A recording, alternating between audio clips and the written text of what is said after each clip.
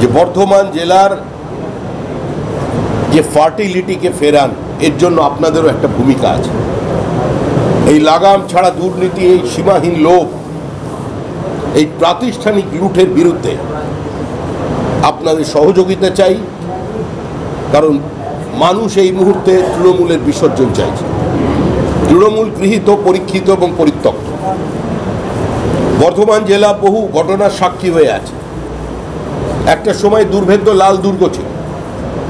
বলা হতো বর্ধমান জেলায় যার পতাকা উড়বে সেই পতাকাই রাইটার্সের উপরে থাকবে। আজ আমরা এখানে সমস্ত দলের মানুষকে আহ্বান করছি যে নোটায় ভোট দেবেন না, নো ভোট টু বিজেপিতে অংশগ্রহণ করবেন না, কারণ আপনার প্রার্থী জিতবে না। পিছনের দরজা দিয়ে তৃণমূলকে পুনরায় ক্ষমতায় আসতে সাহায্য করবেন না। সংগঠন ছোট হয়ে যেতে পারে, মানুষ কমে যেতে পারে দলের থেকে, কিন্তু মতাদর্শ জীবিত থাকে, সেটা বইতে থাকে, তার হৃদয়ে থাকে, সেটার মৃত্যু নেই। যে যে রাজনৈতিক মতবাদে বিশ্বাস করুন, সেই বিশ্বাস নিয়ে থাকুন। কোনো রাজনৈতিক বিশ্বাসের প্রতি, কোনো মতাদর্শের প্রতি আমাদের কোনো অশ্রদ্ধা নেই, কারণ এটা ভারতীয় সংস্কৃতির বিরোধী, ভারতীয় সমাজের বহুত্ববাদ বিরোধী। আমাদের সমাজে ভিন্ন ভিন্ন মতাদর্শ, ভিন্ন ভিন্ন ধারা আমাদের যারা চিন্তানায়ক ছিলেন হাজার হাজার বছর আগে থেকে সমান্তরালভাবে চালিয়ে নিয়ে গেছেন।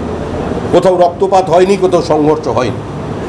তাই আমরা বলছি দলীয় পতাকা যাদের যা আছে বিশ্বাসটা কিছুদিনের জন্য আপনার শ্রদ্ধার আসনে বাড়ির একটু উঁচু জায়গায় রাখুন, আর এই নির্বাচনে তৃণমূলকে সরানোর জন্য এগিয়ে আসুন। তৃণমূল চলে যাবার পরে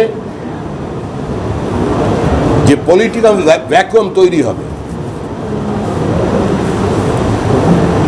একটা অটো পাইলট, মানে স্বাভাবিকভাবেই একটা বিরোধীদের জন্য স্পেস তৈরি হবে। যে রাজনৈতিক শূন্যতা পাবেন, সেখানের মধ্যে নিজেদের রাজনৈতিক প্রাসঙ্গিকতাকে আপনারা খুঁজে নেবেন।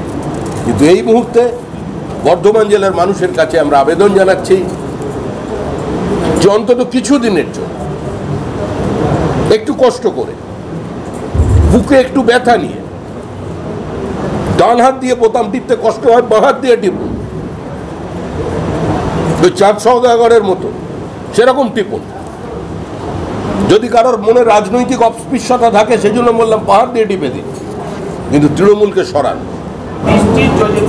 যে মৃত্যুর ঘটনা ঘটেছে কলকাতায়, সে নিয়ে তো হাইকোর্ট ইতিমধ্যেই কলকাতা পুরসভা, রাজ্য সরকার এবং সিইসি কাছে রিপোর্ট তলব করেছে। পাশাপাশি ক্ষতিপূরণ নিয়ে কি ভাবছে রাজ্য, সেটাও রিপোর্টে জানাতে হবে। হাইকোর্টের কাজ করেছে। আইন আদালত ভিন্ন বিষয়, ওটা কোর্টে সিদ্ধান্ত হবে। আমরা শুধু কোর্টেও নেই, মাঠেও আছি। আমরা আমাদের মতো করে বলছি, পশ্চিমবঙ্গের মানুষ সিদ্ধান্ত নিয়ে ফেলেছে।